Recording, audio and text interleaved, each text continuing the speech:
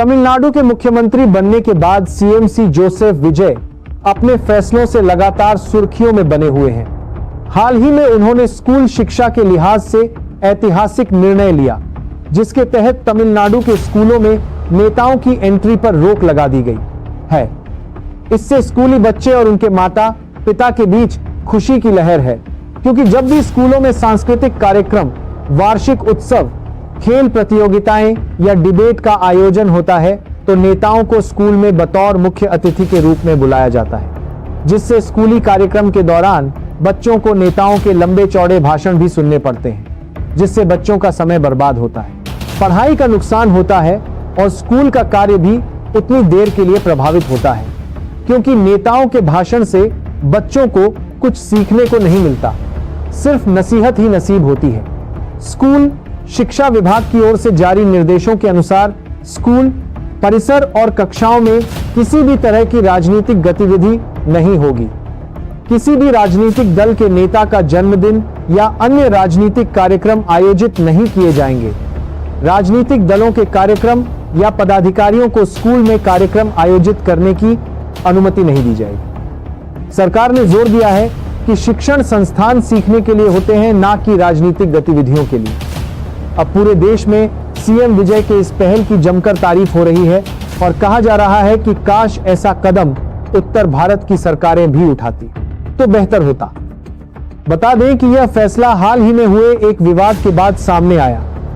कुछ सरकारी स्कूलों में एक राजनीतिक नेता ने जन्मदिन के अवसर पर कार्यक्रम आयोजित किए थे। आरोप लगा कि इन कार्यक्रम में छात्राओं से राजनीतिक नारे लगवाए गए, उन्हें कार्यक्रम का हिस्सा बनाया गया। इस घटना का मामला मद्रास हाईकोर्ट तक पहुंचा। अदालत ने दायर याचिका में आरोप लगाया कि बच्चों को राजनीतिक गतिविधियों में शामिल किया जा रहा है, जो शिक्षा व्यवस्था की निष्पक्षता के खिलाफ है। इसी विवाद के बाद राज्य सरकार ने सभी सरकारी स्कूलों के लिए नए सर्कुलर जारी कर दिए हैं। वहीं ताजा मामले में सरकार ने क्रूर के सरकारी स्कूल में टीवी की रैली का टेलीकास्ट किए जाने पर हेड एडमिनिस्ट्रेशन को सस्पेंड कर दिया है। उनका आरोप है कि स्कूल में क्लास के समय टीवी का प्रोग्राम दिखाया गया था। वैसे इससे पहले मुख्यमंत्री ने तमिलनाडु की राजनीति में बड़ा बदलाव करते हुए सार्वजनिक जगहों पर पोस्टर, फ्लैग्स, बैनर और कट पर भी रोक लगा दी है। वहीं उनकी पार्टियों ने नियम तोड़ने वालों पर सख्त कार्यवाही की चेतावनी दी है। बता दें कि तमिलनाडु में दशकों से राजनीतिक पार्टियों द्वारा बड़े बड़े बैनर, पोस्टर और कट लगाने की परंपरा रही है। इसे शक्ति प्रदर्शन का प्रतीक माना जाता है।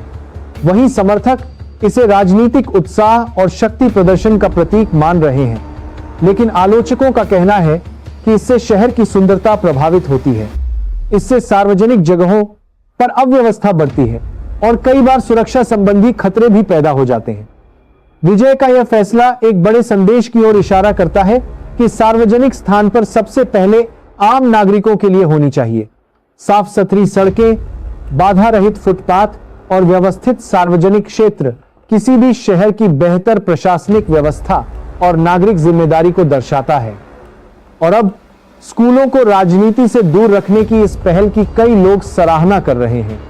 हालांकि इस फैसले का असर कितना व्यापक होगा और दूसरे राज्य इससे क्या सीख लेते हैं, इस पर आने वाले समय में